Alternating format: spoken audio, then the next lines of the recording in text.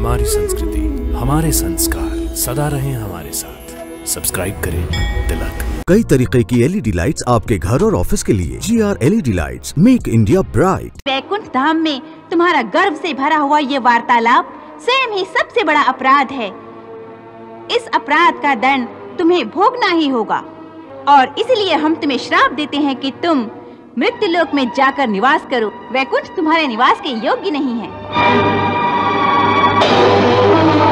इनके श्राप की अवधि यदि आप निश्चित कर दें तो इन पर बड़ी कृपा होगी। आपके दर्शनों में हमें 3 क्षणों का विलंब हुआ है, इसलिए इन पार्षदों को 3 जन्मों तक मृत्युलोक में रहना होगा। हमारी इच्छा है कि तीनों जन्मों में हमारी मुक्ति आपके ही हाथों से हो।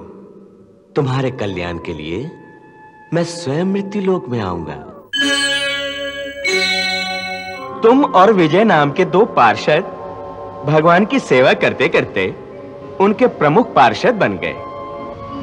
वैकुंठ धाम के 6 द्वारों के पश्चात जो 7वां द्वार है वह भगवान नारायण के अंतरंग स्थान का द्वार है। तुम दोनों उसी के संरक्षक बन गए। इस प्रकार कई कल बीत जाने के पश्चात तुम्हारे मन में अहंकार सिर उठाने लगा कि तुम ही भगवान श्री हरि के प्रमुख पहरेदार हो। तुम्हारी आज्ञा के बिना वहां कोई नहीं जा सकता। परंतु भगवान तो अंतर्यामी हैं। तब एक दिन ब्रह्मा जी के 4 पुत्र सनक और सनंदन आदि भगवान के दर्शनों हेतु वहां आए, क्योंकि उनको भी मेरी तरह कहीं भी जाने से नहीं रोका जाता। 6 द्वार लांघने के पश्चात जब वे 7वें द्वार पर आए तो तुमने उन्हें रोक दिया। हमारी अनुमति के बिना इसमें कोई प्रवेश नहीं कर सकता। पहले तो ऐसा कभी नहीं हुआ। हम ब्रह्मा के पुत्र हैं, सब लोकों में बिना किसी व्यवधान के आते जाते रहे हैं। हम भगवान के एकांत में विघ्न नहीं आने देना चाहते। क्या हमको तुम वैकुंठ में विघ्न मानते हो? आपको हम पर अकारण क्रोध करना शोभा नहीं देता। हम कभी अकारण क्रोधित नहीं होते, परंतु तुम लोग अवश्य भगवान के पार्षद होने के मद में चूर लगते हो। ब्राह्मण कुमारों, आप लोगों को हमें संतुष्ट किए बिना अंदर जाने की अनुमति नहीं मिल सकती। हमारे ऊपर अपने अनुशासन का अंकुश लगाने वाले पार्षदों, तुम अपनी सीमाओं का अतिक्रमण कर रहे हो। इस समय हमारे प्रभु एकांत सेवन कर रहे हैं, इसलिए हम किसी को अंदर जाने की अनुमति नहीं दे सकते मुनिवरों। और महामाया लक्ष्मी जी भी उनके साथ है। हम इसे अपना कर्तव्य समझकर ही आपको रोक रहे हैं मुनिवरों। परंतु कर्तव्य तो स्वयं निर्धारित नहीं होता, सेवक का कर्तव्य तो स्वामी ही निश्चित करता है। पार्षदों, प्रभु की माया देखो। उन दिव्य बालकों के मन में काम, क्रोध, लोभ, मोह और अहंकार का विकार है ही नहीं। फिर भी प्रभु की माया देखो। क्षण भर के लिए प्रभु ने क्रोध का विकार पैदा कर दिया और उन्होंने तत्काल तुम्हें श्राप दे दिया। महाप्रभु के वैकुंठ धाम में तुम्हारा गर्व से भरा हुआ ये वार्तालाप स्वयं ही सबसे बड़ा अपराध है। इस अपराध का दंड तुम्हें भोगना ही होगा और इसलिए हम तुम्हें श्राप देते हैं कि तुम मृत्युलोक में जाकर निवास करो। वैकुंठ तुम्हारे निवास के योग्य नहीं है।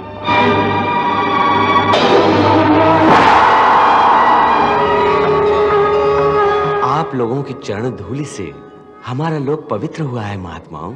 हे अनंतानंद, हम आपके ही दर्शनों को आए थे, परंतु आपके ये पार्षद हमें आपके दर्शनों से रोककर हमारा अनादर कर रहे थे। मैं इनकी धृष्टता के लिए आपसे क्षमा मांगता हूँ। प्रभु, आप हमसे क्षमा मांग रहे हैं, परंतु क्यों?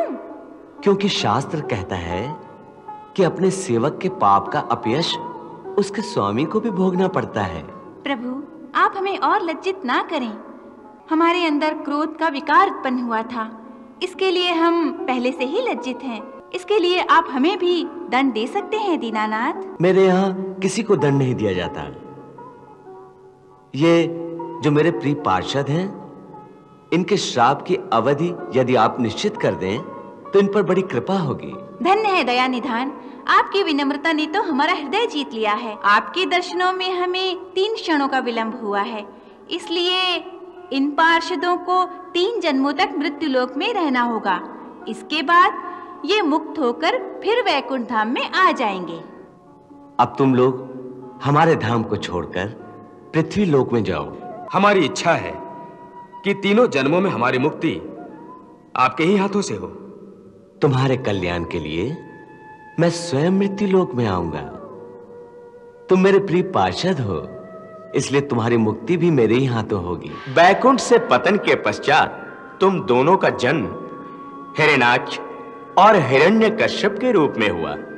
दोनों भाई परम बलशाली थे। सत्ता के अहंकार में उन्होंने यह सोचा कि पृथ्वी पर मानव यज्ञ यज्ञादि के द्वारा भगवान की जो पूजा करते हैं उसे बंद कराना चाहिए। हिरण्याक्ष ने श्री नारायण की पूजा को बंद करने के लिए आकाश से पृथ्वी को चुराकर समुद्र के नीचे छिपा दिया। यह देखकर प्रभु ने वाराह रूप धारण किया और ब्रह्मा जी की नासिका से अपने रूप को प्रकट किया। समुद्र के अंदर उसके साथ युद्ध किया। तत्पश्चात उसका वध करके प्रभु ने अपने दांतों पर धरती को उठाया, उसे समुद्र से बाहर निकाला। भाई का वध होने से हिरण्यकश्यप बहुत क्षुब्ध हुआ। उसने गुरु के कहने से बड़ा घोर तप करके ब्रह्मा जी से वर मांगा। मुझे ऐसा वर दीजिए कि आपके बनाए हुए किसी भी प्राणी से मेरी मृत्यु ना हो, न मनुष्य से, न पशु से, न दैत्य से, न देवताओं से। न भीतर मरूं, न बाहर मरूं, न दिन में, न रात में। न अस्त्र से मरूं, न शस्त्र से, न पृथ्वी पर, न आकाश में। युद्ध में कोई भी मेरा सामना न कर सके। आपके बनाए हुए समस्त प्राणियों का मैं एक छत्र सम्राट हूं। इंद्र आदि लोकपालों में जैसी महिमा आपकी है, वैसी ही प्रतिष्ठा मेरी भी हो जाए। मुझे ऐसा ही वर दीजिए भगवान, मुझे ऐसा ही वर चाहिए। इस प्रकार ब्रह्मा से वरदान पाकर हिरण्यकश्यप ने स्वयं भगवान होने की घोषणा कर दी और यह आज्ञा दी कि सब उसकी पूजा करें। उसके डर से सारी सृष्टि उसकी पूजा करने लगी, परंतु उसके अपने पुत्र बालक प्रहलाद ने पिता को भगवान मानना स्वीकार नहीं किया और श्री हरि की पूजा करता रहा। हिरण्यकश्यप ने क्रोध में आकर कई प्रकार से उसकी हत्या कराने की कोशिश की। ले जाओ इसे और इसकी जीवा काट दो। ये मुझे पापहीन करना चाहता था, प्राणहीन कर दो इसे। ओम नमो भगवते वासुदेवाय।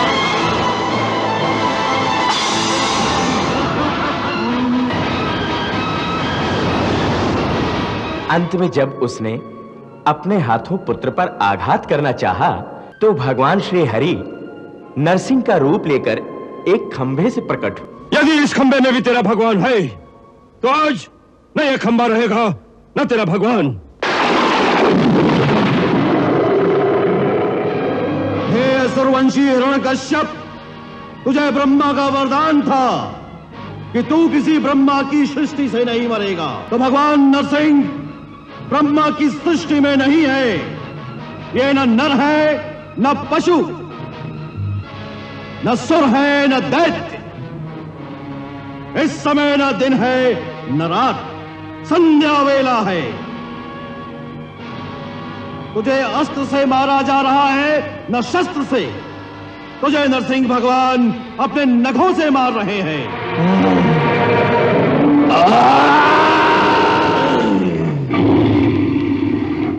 इस प्रकार तुम्हारा पहला जन्म समाप्त हुआ। पुनः दूसरे जन्म में तुम दोनों का जन्म रावण और कुंभकर्ण के रूप में हुआ। उस जन्म में श्री हरि ने श्री राम के रूप में अवतार लेकर तुम दोनों का उद्धार किया। श्री राम। इस प्रकार तुम्हारा दूसरा जन्म भी पूर्ण हुआ। अब यह तुम्हारा अंतिम जन्म था, जिसमें तुम स्वयं श्री कृष्ण की बुआ के पुत्र शिशुपाल के रूप में जन्मे और प्रभु ने अपने हाथों तुम्हें मानव शरीर से मुक्त करके तुम्हारा उद्धार किया। मुनिराज, कृपया ये तो बताइए कि इस जन्म में मेरा साथी विजय कहाँ है? वह श्री कृष्ण की बड़ी बुआ के पुत्र दंतवक्र के रूप में तुम्हारे साथ ही इस धरती पर जन्मा था। शीघ्र ही वह भी भगवान श्री कृष्ण के हाथों मुक्ति पाएगा।